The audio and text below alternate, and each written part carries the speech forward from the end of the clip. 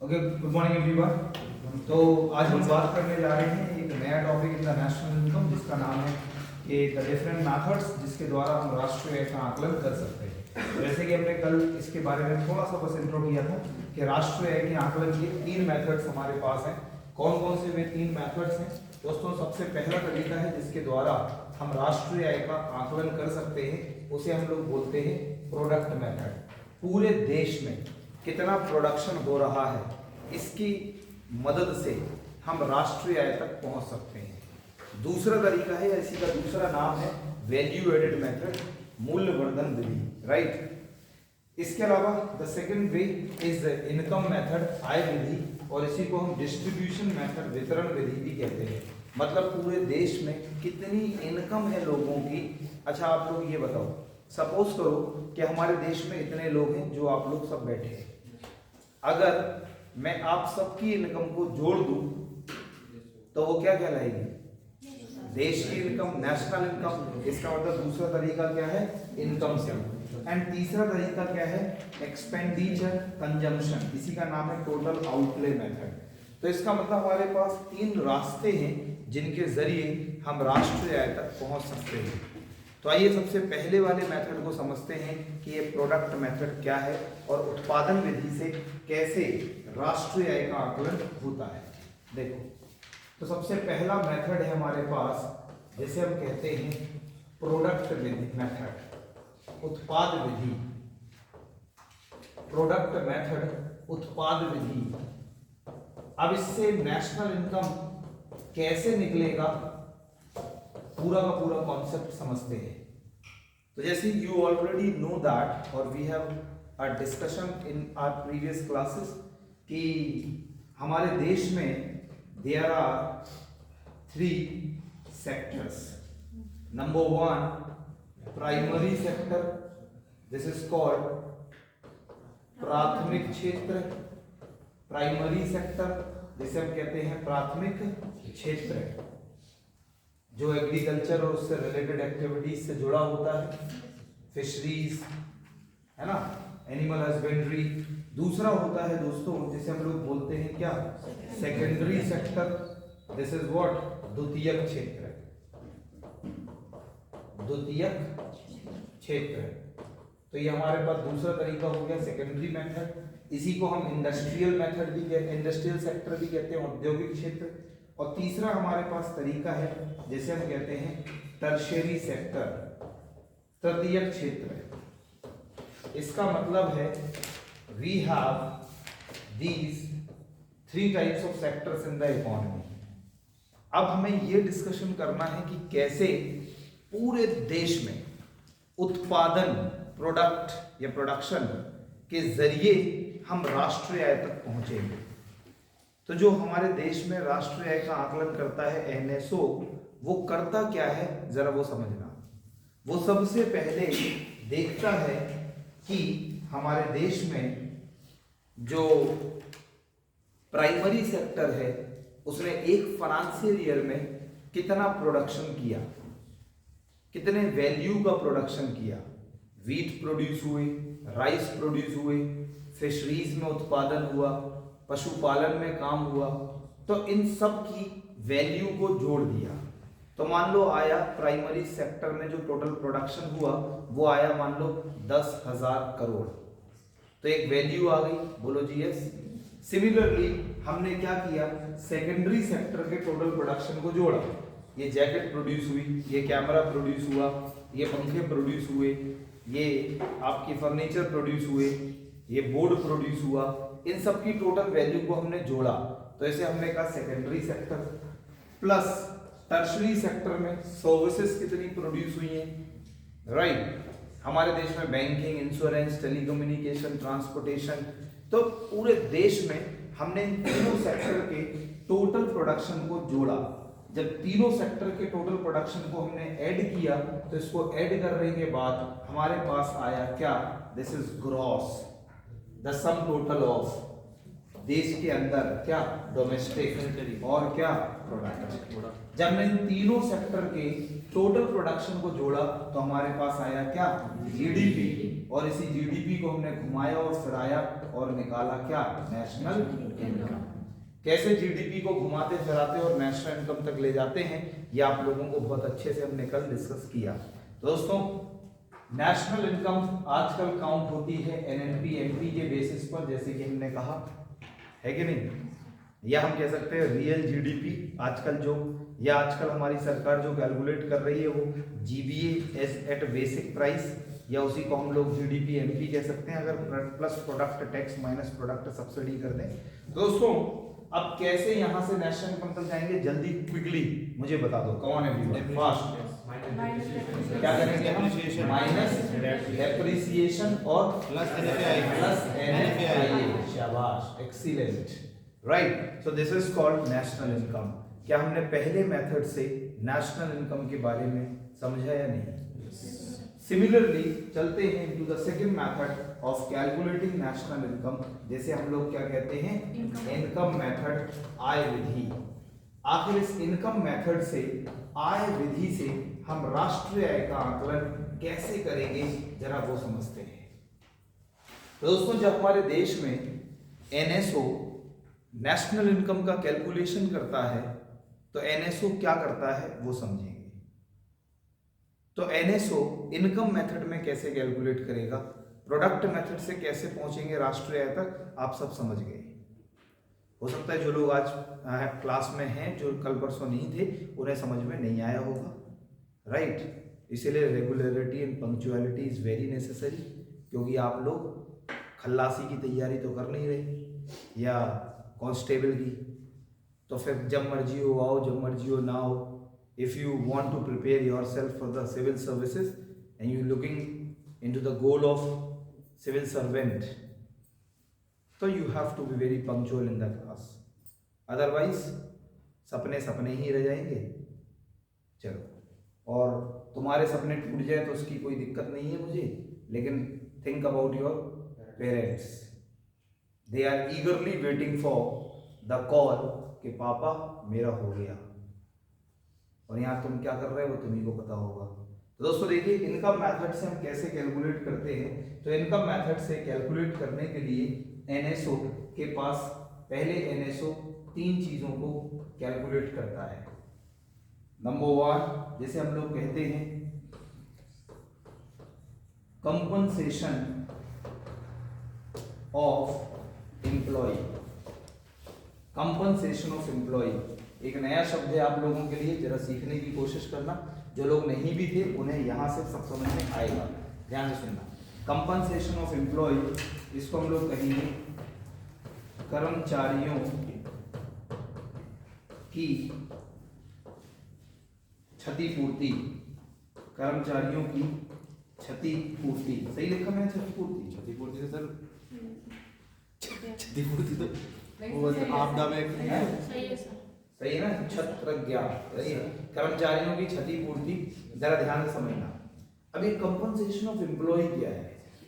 Compensation of employ में अलग अलग चीजें शामिल होती हैं, जैसे नंबर वन, इसमें सैलरी, सिर्फ सुनते जाओ सब समझ में आ जाएगा, 100% गारंटी है।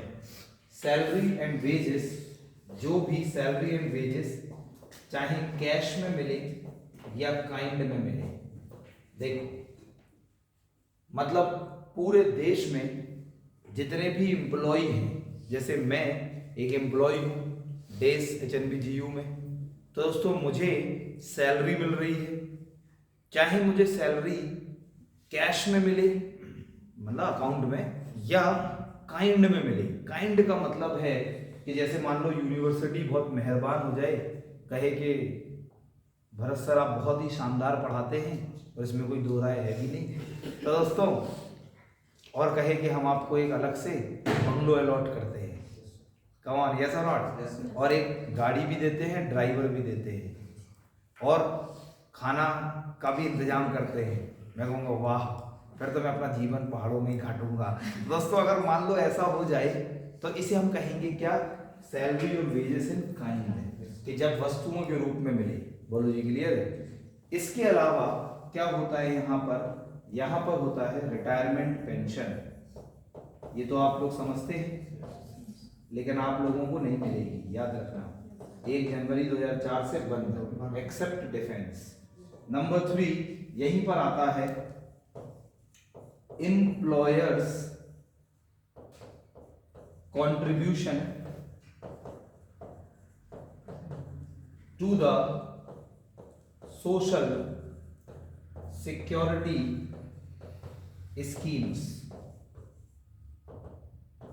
Employers contribution to the social security schemes मतलब जैसे मैं यहाँ काम कर रहा हूँ, अभी तो मैं लाइक टेम्पररी हूँ, लेकिन अगर मैं परमानेंट हो जाऊँ तो मेरा क्या होगा, मेरा एम्प्लॉयर बोले तो सेंट्रल गवर्नमेंट यूनिवर्सिटी मेरी सैलरी में से एक थोड़ा सा हिस्सा डिडक्ट करेगी और कुछ हिस्सा अपने तरफ से भी मिलाएगी, जिसे हम बोलेंगे provident fund, PF, EPF, employ provident fund. अरे बोलो यस।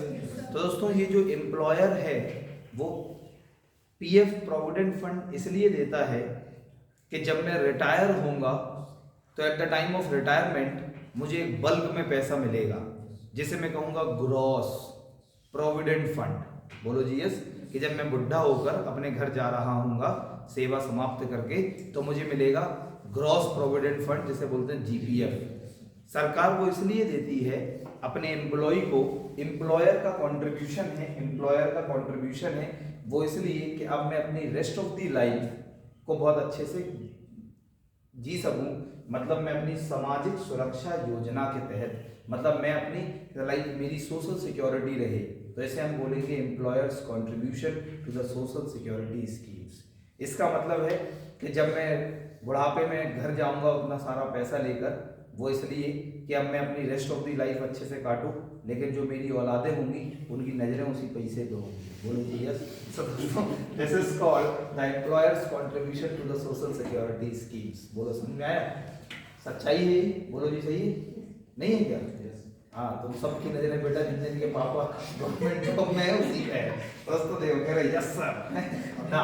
तो अगर हम इन तीनों को जोड़ दें तो एक साथ मिलकर इकोनॉमी की भाषा में कहते हैं compensation of employ.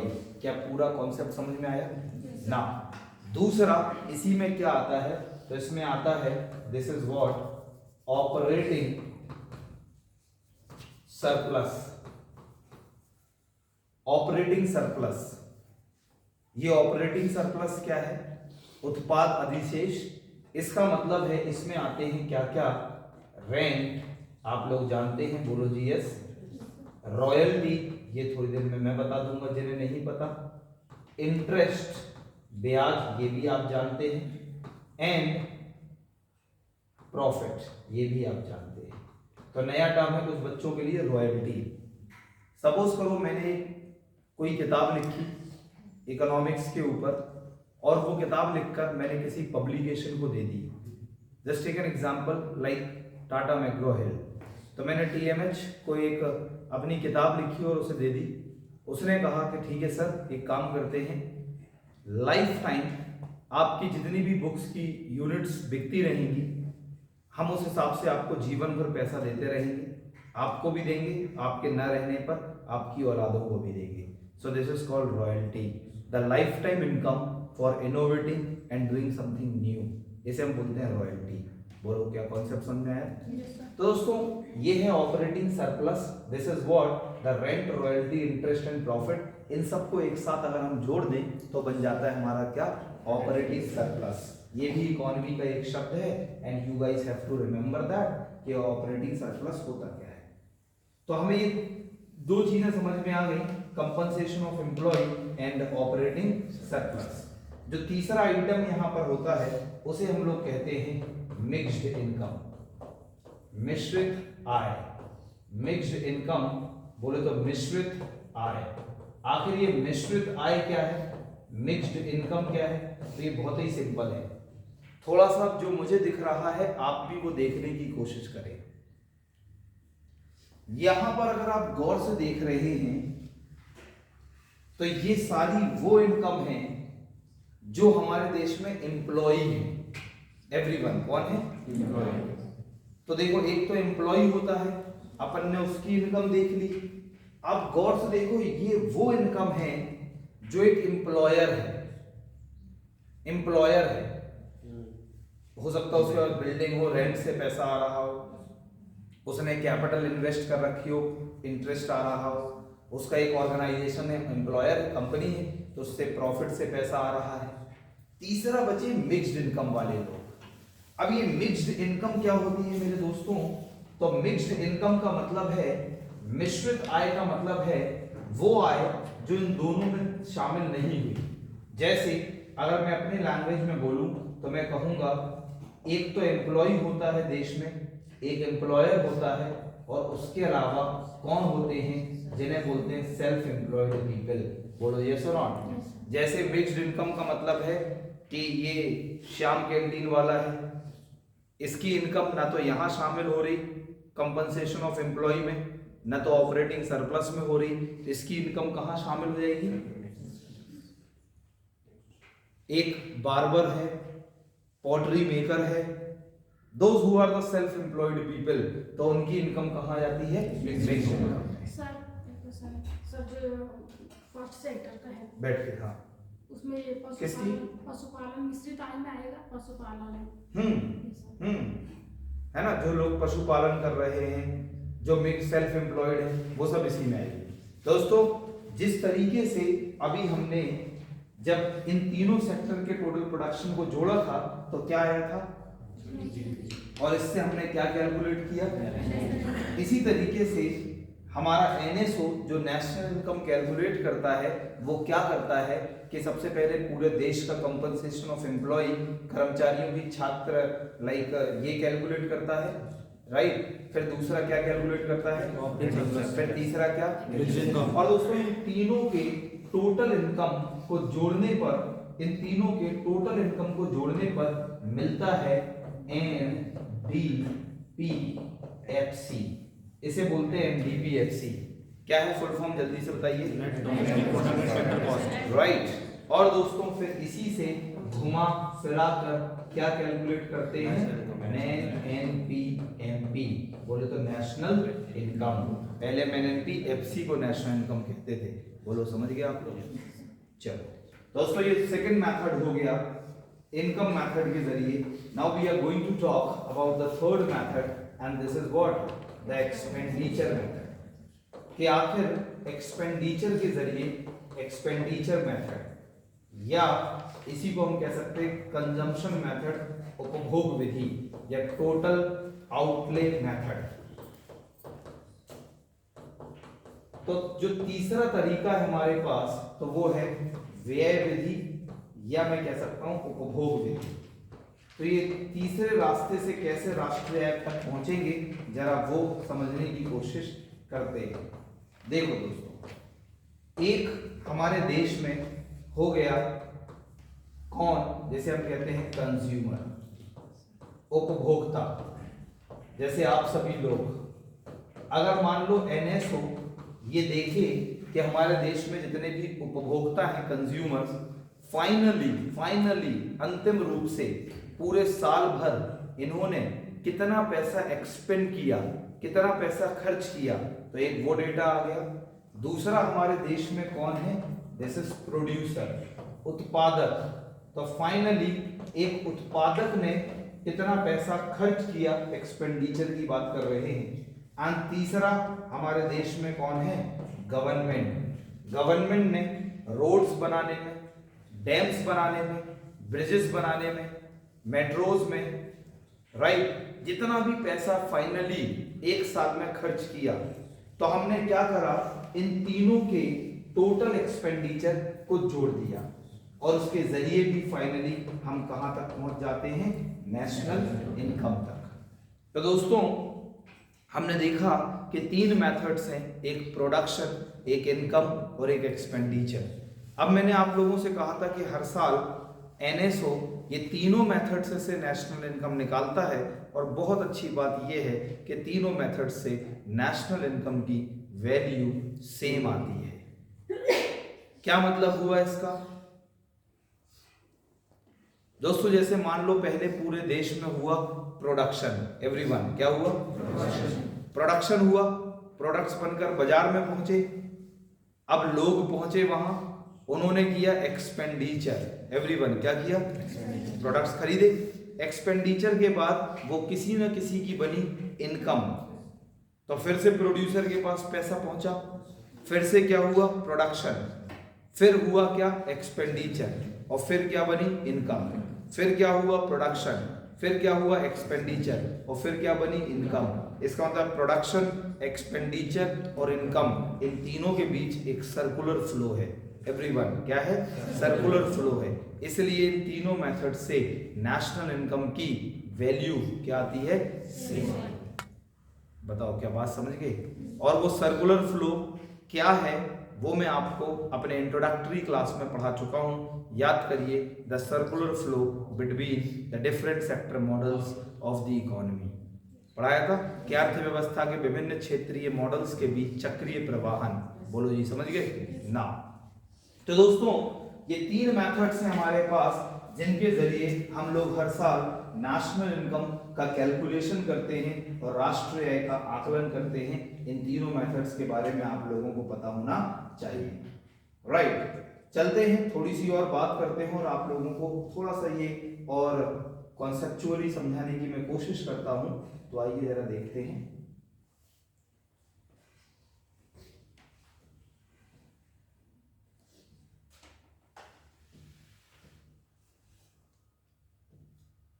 Now look at this।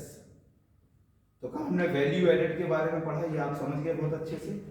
तो this is what the classic before that. So यहाँ पर हम बात करने जा रहे हैं सबसे पहले कि इनकम मेथड क्या है। तो आप लोग जरा गौर से देखना, यहाँ पे बहुत ही साफ साफ मेंशन्ड है इनकम मेथड।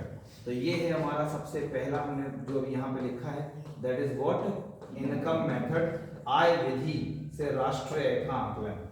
तो यहाँ पे हम सबसे पहले बात कर रहे हैं टाइप्स ऑफ फैक्टर इनकम्स, जो साधन आए हैं। मान लो आप लोग सरल भाषा में इनकम, तो इनकम के कितने तरीके हैं। तो सबसे पहला क्या है? Compensation of employ. Compensation of employ में आप लोगों को क्या क्या दिख रहा है, जल्दी बताइए। क्या क्या दिख रहा है? Wages and salaries, paid in cash and kind भी मान लो, पेमेंट इन काइंड बोलो हो गया। दूसरा क्या है? Employers contribution to the social security scheme. देखो मैंने यहाँ साफ साफ लिख रखा है क्या? प्रोविडेंट फंड, यस बोलो जी यस। नाउ इसके बाद अगर हम चलते हैं, तीसरा क्या है? Pension on retirement. तो जी ये भी समझ गए आप लोग।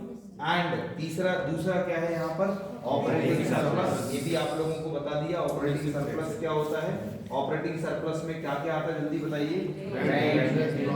प्रॉफिट, हमने एक और पढ़ा रॉयल्टी, बोलो जी सही है ना। अगर हम चलते हैं इसके अलावा थोड़ी सी और बात करते हैं, तो हमें दो फैक्टर तो पता चल गए, कंपनसेशन ऑफ एम्प्लॉय एंड दूसरा ऑपरेटिंग सरप्लस, राइट। अब लिखा है प्रॉफिट इज फर्दर डिवाइडेड। तो दोस्तों एक प्रॉफिट का कंपनी क्या करती है, आइए मैं आप लोगों को थोड़ा सा सिखा देता हूँ। जैसे मान लो मेरी एक कंपनी है और मेरी कंपनी को हुआ प्रॉफिट, प्रॉफिट भी लिखा ना ऑपरेटिंग सरप्लस में। तो मैं अपने प्रॉफिट का क्या करूंगा, how the company manages the profit. Company अपने लाभ को कैसे प्रबंधन करती है, लाभ का जरा समझते हैं। मेरी एक कंपनी है, उसे हुआ प्रॉफिट। प्रॉफिट होने पर मैं सबसे पहले क्या काम करूंगा, तो मैं सबसे पहले गवर्नमेंट को एक टैक्स दूंगा जिसे मैं कहता हूं कॉर्पोरेट टैक्स।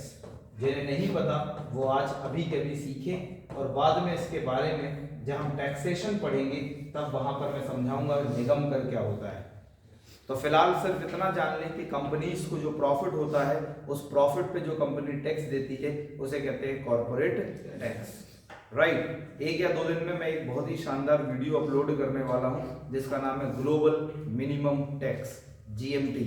तो इंटरनेशनली 136 नेशंस ने including India global minimum tax in like accept करने का इसको OECD ने प्रपोज किया था, organisation for economic cooperation and development. क्या है ये सब मैटर, वो मैं अलग से आप लोगों को ऑनलाइन बताऊंगा। कमान यस ना। तो दोस्तों सबसे पहले मुझे जो प्रॉफिट हुआ, मैंने गवर्नमेंट को एक उसका हिस्सा दे दिया, this is called the corporate tax. बोलो क्लियर है? इसके बाद जो मेरे पास पैसा बचा वो मैंने क्या किया, प्रॉफिट में से अपने शेयर होल्डर्स को पैसा दिया, दिस इज कॉल्ड डिविडेंड। इसकी राम कहानी हम पहले ही पढ़ चुके हैं, जल्दी बोलो यस। लाभांश पहले ही हमने बात कर ली है, बोलो जी यस। लाभांश वो शेयर्स डिविडेंड ज्यादा। तीसरे हिस्से का मैं क्या करता हूं, तो तीसरा हिस्सा एक कंपनी अपने पास रखती है, तीसरा हिस्सा लाइक अपने पास रखती है, और वो इसलिए कि जब कंपनी की बुरी हालत होगी और जब कंपनी को पैसे की आवश्यकता होगी इन फ्यूचर, तो वो इसी प्रॉफिट के इस हिस्से को यूज कर लेगी, और उसे बोलते हैं अनडिस्ट्रीब्यूटेड प्रॉफिट। एवरीवन क्या बोलते हैं? अवितरित लाभ, या इसी को कहते हैं कॉर्पोरेट सेविंग्स, निगम बचत, या इसी को हम कहते हैं net retained earning.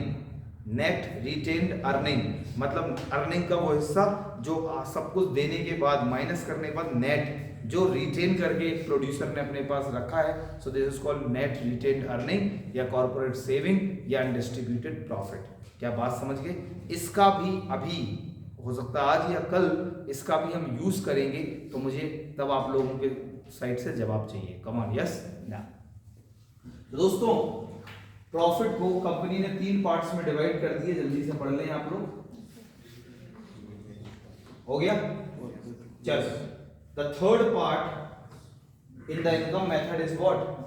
Mixed income. Mixed income क्या है? देखो मैंने यहाँ साफ साफ लिखा है किसका? सेल्फ एम्प्लॉयड पर्सन्स है।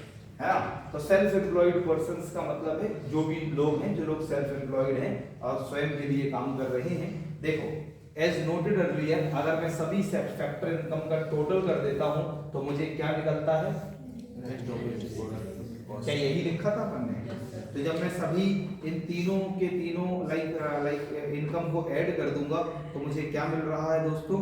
Net domestic product at factor cost, और इससे मैं क्या निकालता हूं? National income. बोलो जी, क्या सबको समझ में आया ना? तो ये हमारा हो गया इनकम मेथड का थोड़ा सा एक्सप्लेनेशन, और आई होप कि आप लोगों को इतनी बातें थोड़ी अच्छे से समझ में आ गई होंगी।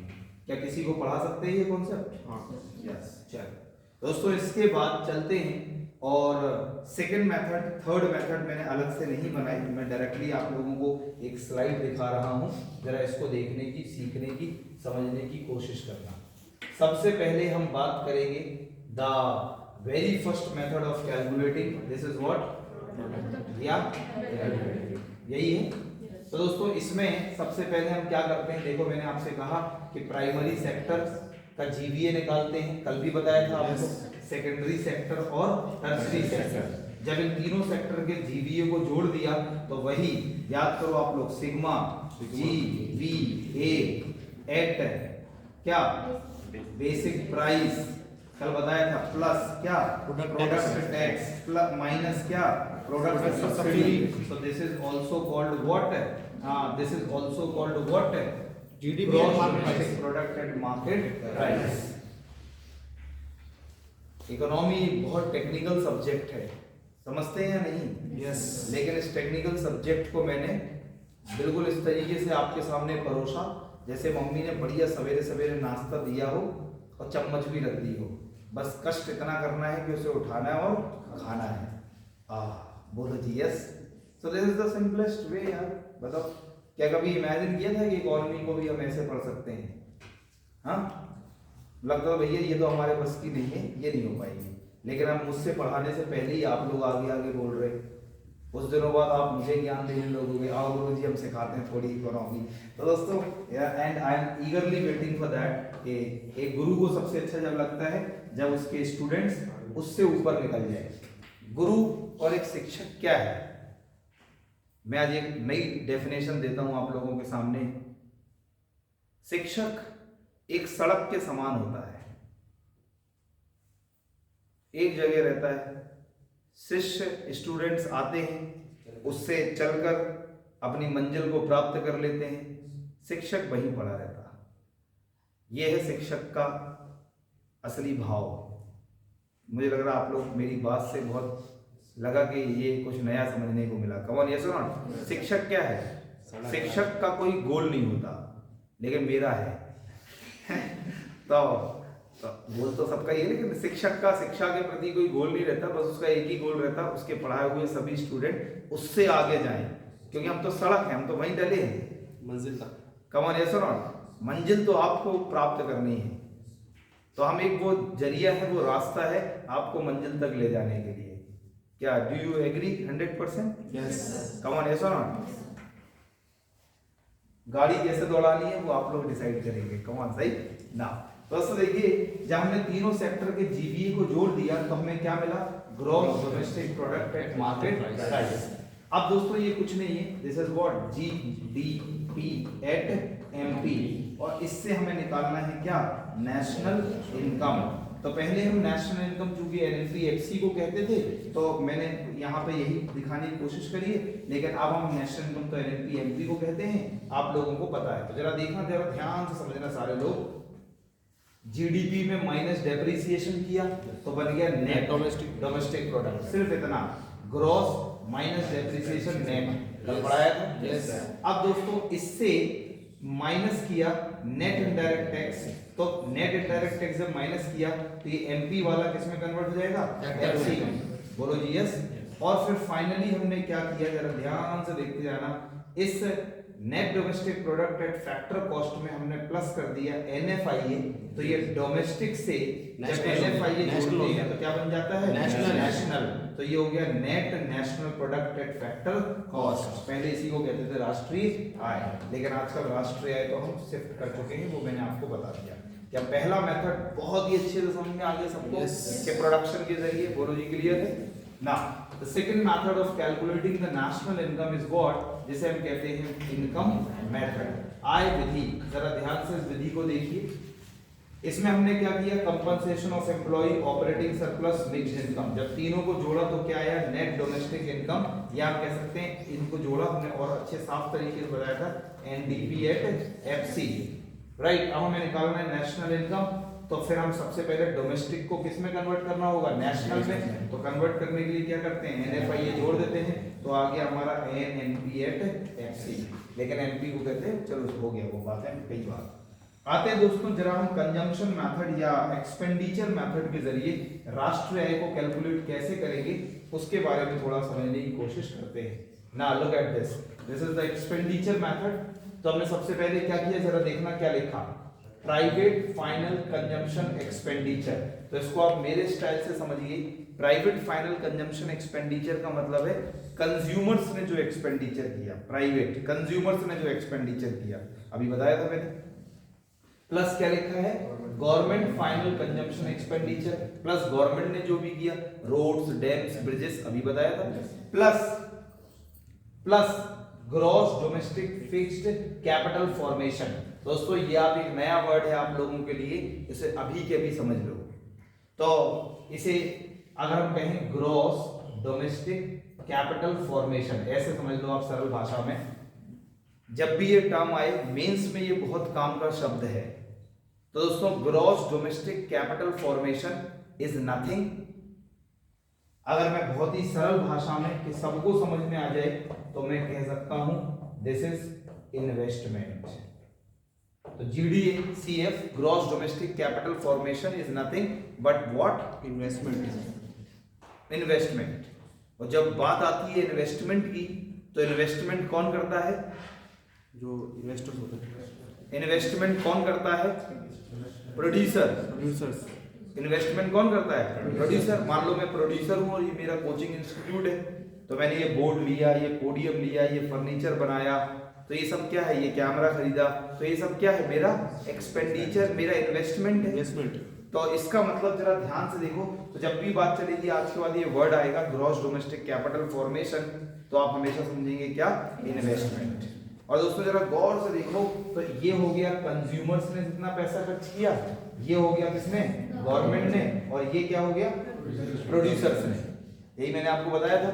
प्लस इसी में हम एक काम करते हैं, this is change in stock और inventory plus next export, net export. देखो मैं आप लोगों को आज जीडीपी की एक और मीनिंग समझाता हूं, जीडीपी एट एमपी की एक और मीनिंग समझाता हूं।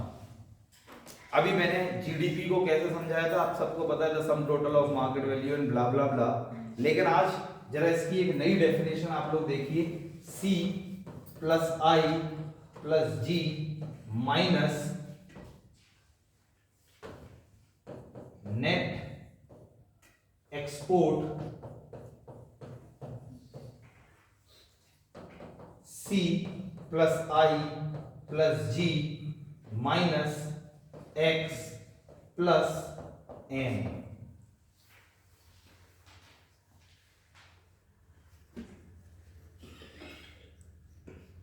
ये क्या है भाई, जरा ध्यान से देखना दोस्तों, जरा ध्यान से समझिएगा। देखो यहां पे लिखा है नेट एक्सपोर्ट। नेट एक्सपोर्ट का मतलब एक्सपोर्ट माइनस इंपोर्ट। एक्सपोर्ट को इकोनॉमिक्स में शो करते हैं किससे, और इंपोर्ट को डिनोट करते हैं किससे, एम, एक्स माइनस एम। तो यहां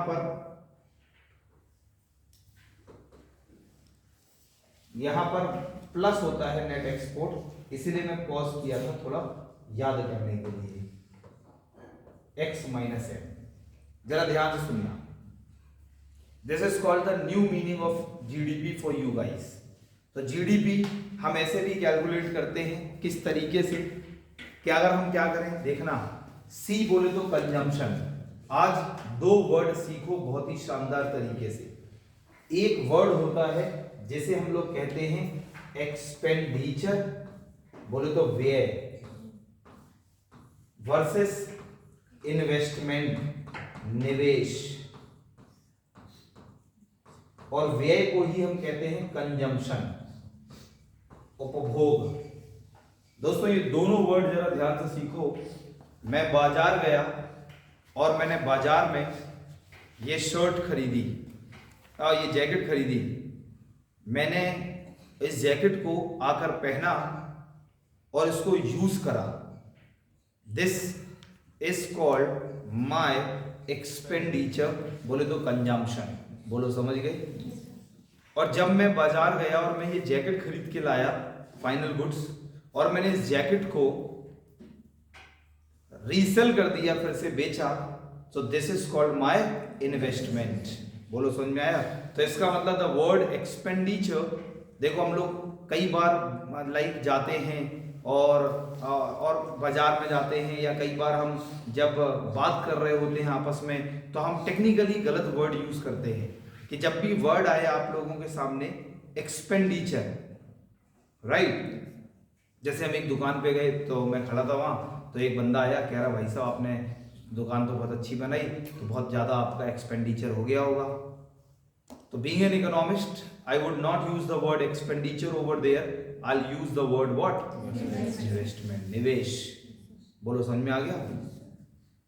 दोस्तों जरा ध्यान से देखना, कंजम्पशन ये किसके खर्चे को बता रहा है, इन्वेस्टमेंट किसके खर्चे को बता रहा है, जी का मतलब government expenditure, right. And X minus M का मतलब जरा ध्यान समझना, जब मैंने एक्सपोर्ट करा उसमें कितना खर्चा आया, और जब मैंने इंपोर्ट करा तो उसमें कितना आया।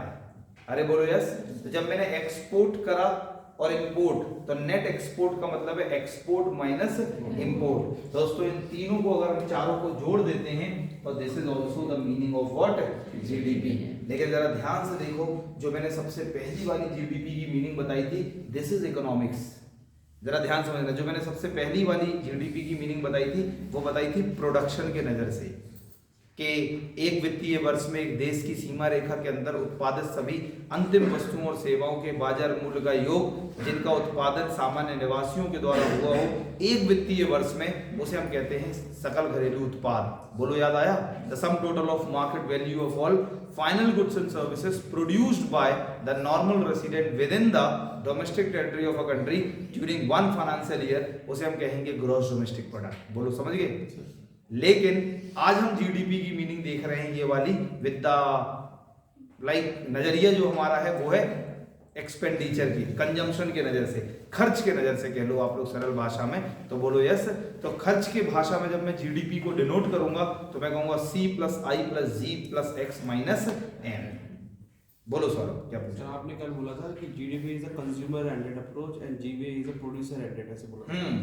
तो जब हम कंज्यूमर एंडेड की बात कर रहे हैं तो वो हम जीडीपी और जीवीए की बात कर रहे थे कि जब हम GB is a demand approach, GDP is a demand based approach. इसका मतलब जब हम जीडीपी की बात करेंगे तो प्रोडक्शन उतना ही होगा जितनी क्या हो, डिमांड हो।